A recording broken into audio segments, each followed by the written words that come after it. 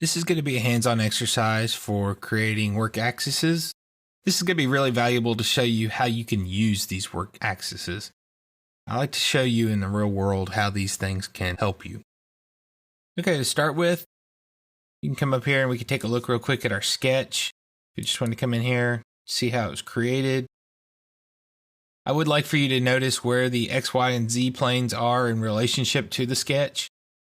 If you ever get somebody else's sketch or somebody else's part and you start editing it, it is a good idea to come in and see where the basis is.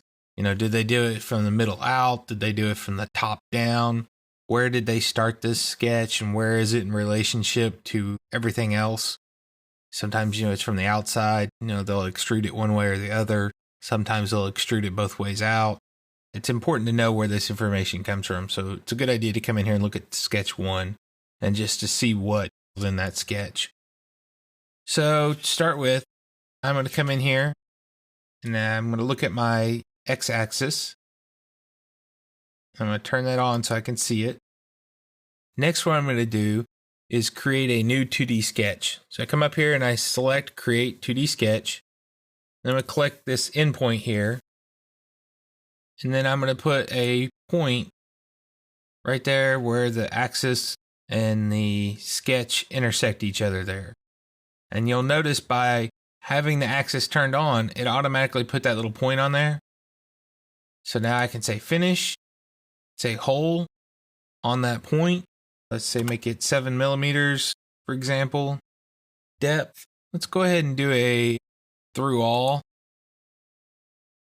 You can see that it's going to go all the way through our part. Say OK. Turn off our x-axis if we wanted to, just to get it out of our way. Next, what I'm going to do is I'm going to create a new axis. And I want to create it right here in the center of this plane. I have a couple ways of doing that. I can either go through a point. I could actually create a work point based on that. But let's take, say, work axis off the center point. So I'm just going to click on the center point. Then I'm going to click on that face. You'll notice I didn't even have center point turned on. I didn't have to slice my part or anything. I just clicked on work axis, center point, and then that face. So now what I can do is create either new work point or a new 2D sketch on that face. So what I'm going to do is I'm going to say work point, click on that face, and then the axis we just created. So it gives me the little work point there. If we take a look, I'm going to say hole. And this time I'm going to say hole on point. So you can see there. It's going to ask me for the point. Then it's going to ask me for a direction. So I'm going to pick the axis that we just created. And termination, I'm going to say 2. I'm going to pick on that center hole. This is one of the really amazing things about Inventor to me. How many calculations does it take to go in there and figure out that saddle?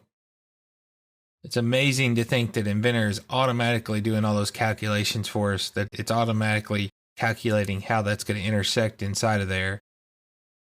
And if I wanted to see that, what I could do is I could say a new 2D sketch on my center plane there and then slice it. So that shows me how that work axis intersected through our center point. The hole went in, and Inventor calculated how they're going to intersect with each other. Very powerful tool, but at the same time, very easy to use, very user-friendly. So take a look at this, play with it. I will save a second version and completed, and the first version will be incomplete so you can have a good starting point. So take a look at these and see what you can do.